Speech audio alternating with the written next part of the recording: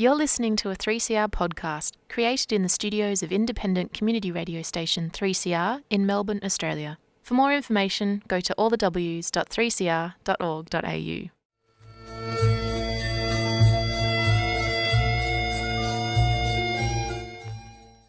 Salam everyone, this is Yousef. Thank you for tuning in to another edition of Palestine Remembered. And in today's episode, it's going to be part 2 of the Palestinian passports / travel documents. Today I want to talk about, I spoke last week about the All-Palestine Government formed in Gaza towards the end of 48, and that they couldn't have a mandate on the people of West Bank because of the status quo started to unfold in West Bank with the remaining of the Jordanian army after the war and the subsequent annexation of West Bank to Jordan. So which means that they were only based in Gaza, and the remaining part of Palestine were either occupied under Israel or under Jordanian law in the West Bank, including Jerusalem. Not to mention the Palestinian refugees who started to develop communities by early 50s. We're talking about hundreds of thousands who live in Syria and Lebanon and Egypt and Iraq. So these different realities that the Palestinians started seeing themselves under meant that they did not get the same paperwork, the same passports. Now, if you want to ask about what happened to the Palestinians who remained, for the first 4 years, the Palestinians in Israel, in what later became Israel, were ignored. And in 1952 there was an Israeli law that allowed the Palestinians to acquire the Israeli citizenship. However, they remained under martial law. So there was a new hybrid and ugly reality that started unfolding against the Palestinians who remained in their homes. Some of the Zionists call them as the unfinished job. So the numbers were around 135,000 Palestinians who live under Israeli law as of end of 1948 onwards. So for the first 3 years or 4 years, they were ignored, they were paperless, and in 52 they were eligible or allowed to acquire the Israeli citizenship, but they stayed under military law, which means that there were curfews, there was restriction of movement, there is confiscation of land, and there were also a long list of policies against their identity, their Arab identity, and they were separated from the rest of the Palestinian society, whether in West Bank or Gaza inside Palestine, or those who became in Syria, Lebanon, Egypt and Jordan and Iraq. So they were not allowed to receive and send mail. They were not allowed to have any phone calls. And the only way of communication was through radio. So they were under martial law. Now, by the beginning of 50s, the Jordanian aspirations to annex West Bank became ready. First, in April 1949, there was a conference in Jericho where some Palestinians accepted the unity and called on King Abdullah I of Jordan to be united under the leadership of the Jordanian king. And some Palestinians felt that they would be better off to be under a bigger pan-Arab political entity. Otherwise, Israel would swallow the rest of Palestine. But the majority of Palestinians didn't see that. They wanted independence. They wanted to be united with the other Palestinians in Gaza under the All-Palestine Government But because of the geographical separation between West Bank and Gaza, and because of Israel that made sure that the Palestinians will be fragmented, and because of the general atmosphere in the Arab world, Britain was in favor of this separating West Bank from the future Palestinian state, and approved the annexation to Jordan. So that happened in April 49, that conference, but by April 1950, Jordan declared the annexation of West Bank, and the Palestinians in West Bank, whether they are the people of West Bank originally or those who fled to West Bank from 1948 areas, were granted the Jordanian passports, and they became full citizens of the Hashemite Kingdom of Jordan. My grandfather, Yousef al-Rimawi, I was named after him, acquired the Jordanian passport in early 50s, in 51, and his children, my father included, also were eligible for that Jordanian passport, and hence we became Jordanian citizens. Because we were in West Bank. We were originally from West Bank, and even those who were internally displaced inside West Bank were eligible for the Jordanian passports. In addition to those Palestinians who fled to Jordan in 1948. So we're talking about the population of Jordan before the annexation were about 400,000, and if you add to them nearly 500,000 overnight, they became Jordanians. And that created another reality, that the citizens of the Hashemite Kingdom of Jordan were mostly of Palestinian origin. And there shouldn't be a problem whatsoever, because eventually they were eligible to work and study and acquire land, and just full equality with their Jordanian counterparts. But the conflict, the geopolitics, the Cold War, and many other factors led to growing tension between the Palestinian movement and the political regime in Jordan. And unfortunately, they came head-to-head clash in 1970, which is referred to as Black September, referring to the events that happened in Jordan between PLO and the Jordanian government in September 1970. However, the Palestinians of Jordan remained citizens. The biggest blow to that was the 1967 Israel occupied West Bank. So Jordan lost the land but kept the people, which means that it became a mix of opportunity and burden, because the Palestinians were educated, but in the same time the overpopulation, over limited or scarce resources has created a situation which is very tough for Jordan. So the Palestinians in West Bank became Jordanians. The Palestinians inside Israel remained paperless for 4 years, and then they acquired the Israeli passports in 52, but not citizens, because they remained under martial law until 1966. And after the break, I'll talk about the Palestinians in the Arab countries. You're listening to Palestine Remembered on 855 AM, and the song is for the Lebanese icon Fairuz.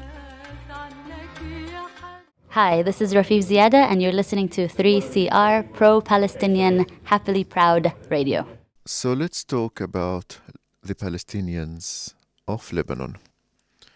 As the first waves of the Palestinian refugees started to arrive to South Lebanon, the president of Lebanon, Bashara al-Khoury, the first president after the independence, went to the southern part, the southern city of Sur, and addressed the crowds, the Palestinian crowds, by saying, "Enter your country, Lebanon." His position towards the Palestinian refugees can be characterized by sympathy, support, welcome, generosity, and openness. And he also gave orders to all Lebanese departments to provide aid and support and to facilitate and to just be very supportive of the Palestinians who started to arrive from northern Palestine to South Lebanon until their return home. So the first phase of official reaction from the Lebanese government was sympathy and support, whether by the Lebanese President Bashar al-Khoury or the Prime Minister Riyad al-Sulh. However, nearly a year after that, and by the summer of 1949, the issue of demography started to emerge. The Palestinians, in their big numbers, are Muslims. Lebanon was built on a fragile equilibrium between the Muslims and Christians, particularly the Maronites and the Sunnis. And on top of that you have the Druze, on top of that you have the Shias, and on top of that you have the other Christians. So because of fear of upsetting this equilibrium by accepting overnight or over a few months, I would say, a big group of people who are predominantly Muslims and Sunnis, the issue of demography, the issue of sect, the issue of xenophobia started to emerge. Not emerge among the Lebanese people, but started to emerge among the political elite in Lebanon. And according to a Palestinian writer in Lebanon, Akram Hindawi, he commented that the Palestinians were seen from a xenophobic point of view by the Lebanese political elite. The Christians saw the Palestinians as Muslims. The Shias saw the Palestinians as Sunnis. The Sunnis saw the Palestinians as Palestinians, and the three of them agreed on seeing them from a xenophobic point of view. And again, this is just the political elite, not the Lebanese people. The Lebanese people continued to embrace and to support and to live pretty much with peace and harmony. I don't want to romanticize everything because some problems did happen, but in general, it was a good solidarity between the two nations. It's also worth mentioning that some of the political elite in Lebanon refused to see the Palestinians from a purely demographic point of view, and instead they embraced the cause. They embraced the anti-Zionist spirit, and they embraced the project of liberation of Palestine. And some of these figures became the spearhead of the Palestinian-Lebanese resistance alliance, especially the Durzi leader Kamal Jumblat, who, in my opinion, cannot be reduced to being Durzi leader or just Durzi leader or a Lebanese leader. In fact, he in the eyes of, so my father, who is a historian, calls him the Arab Gandhi.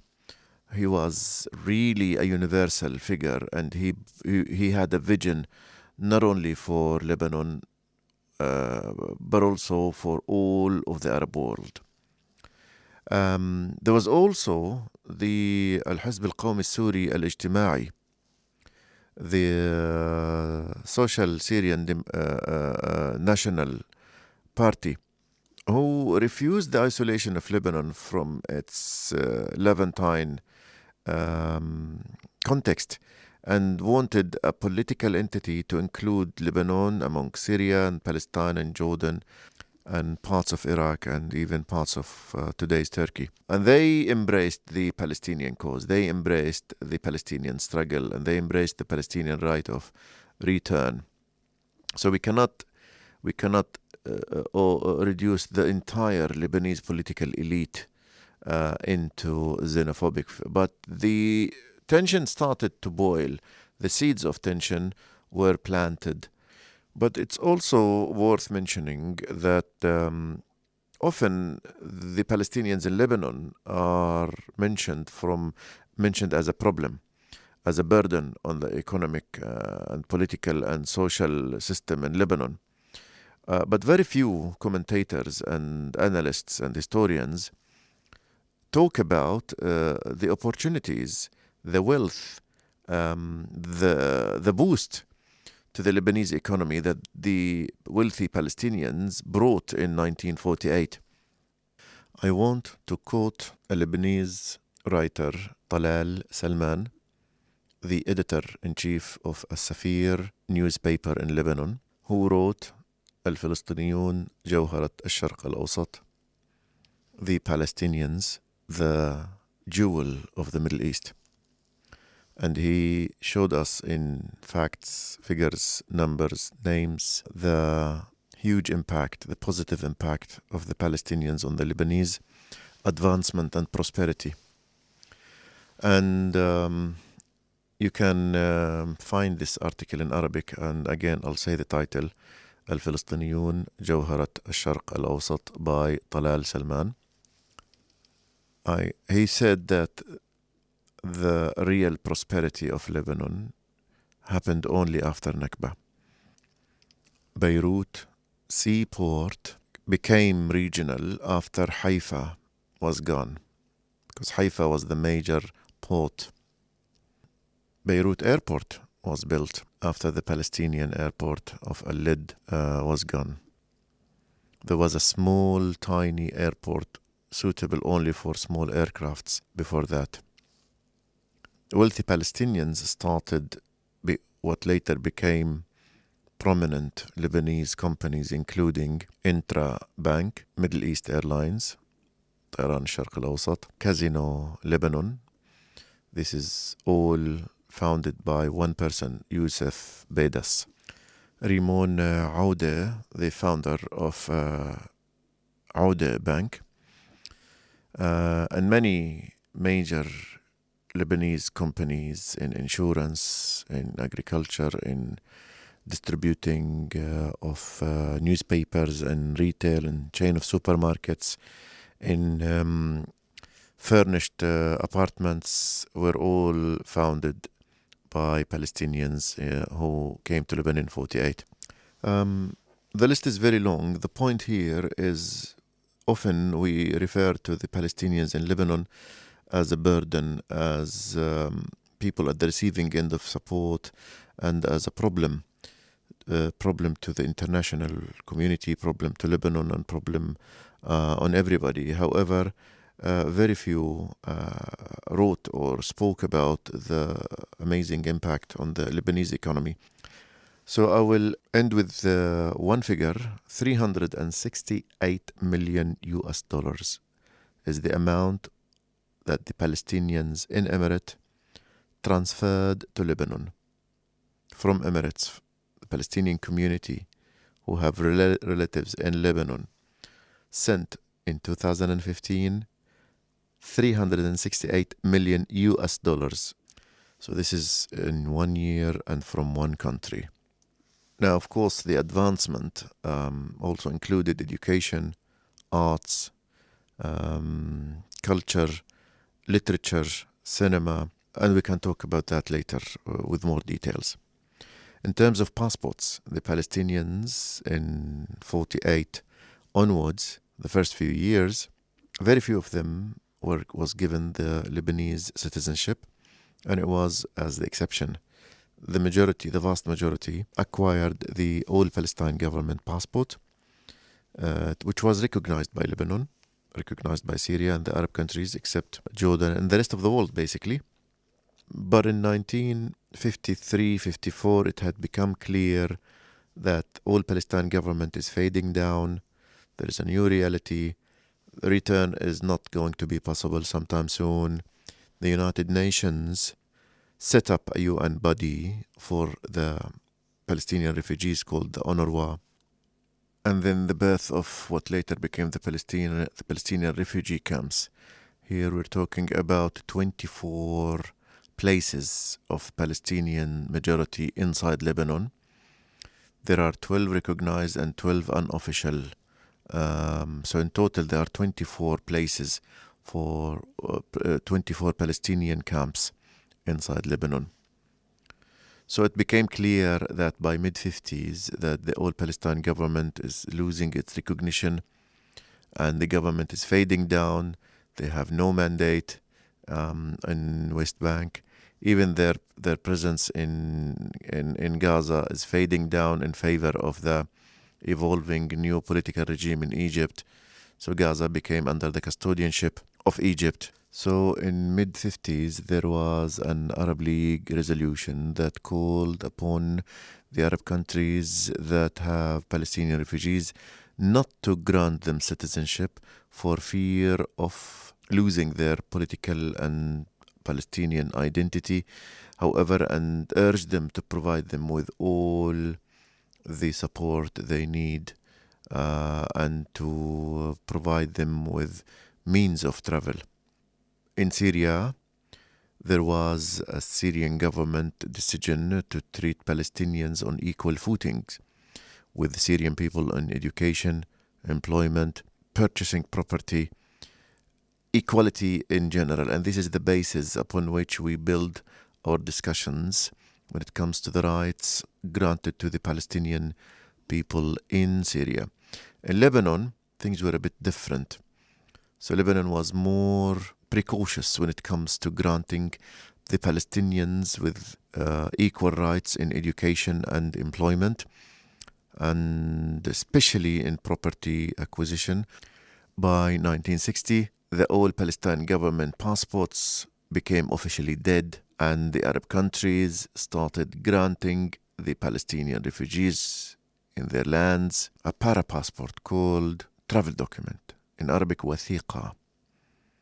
Lebanon, Syria, Iraq, and Egypt granted from 1960 to 63 the Palestinians in their countries the travel documents. And next week I will talk to you more about the travel documents, وثائق السفر. Here we have 4 countries that granted the Palestinians travel documents. Again, I'll remind you, Lebanon, Syria, Iraq, and Egypt. When it comes to Jordan, they became citizens of Jordan. We spoke about that. When it comes to Israel, they acquired the Israeli passports in 52 but didn't become citizens because they lived under martial law, military law, until 1966. And even after 1966, when they became citizens and they were not under military law, because the military basically was busy occupying the West Bank and the rest of the Arab territories. Even after that, they started living under fifth-class citizen. We'll talk about that later. So next week, I'll talk more about the travel documents. But before I leave you, I want to promote my concert tomorrow. This is going to be the 7th anniversary of Tarab Ensemble, the group I'm leading. And it's going to be a concert in Brunswick Ballroom, 7 p.m. And if you want to get the 50% discount on the ticket price from $75 to $50, write down this email address. And I'll give you a few seconds to be prepared with a pen and paper and maybe on your mobile. And in the email, just say, I want the Palestine Remembered 50% discount for the concert, and I will give you the details. I will reply with the details. And the email is Tarab Australia, TARAB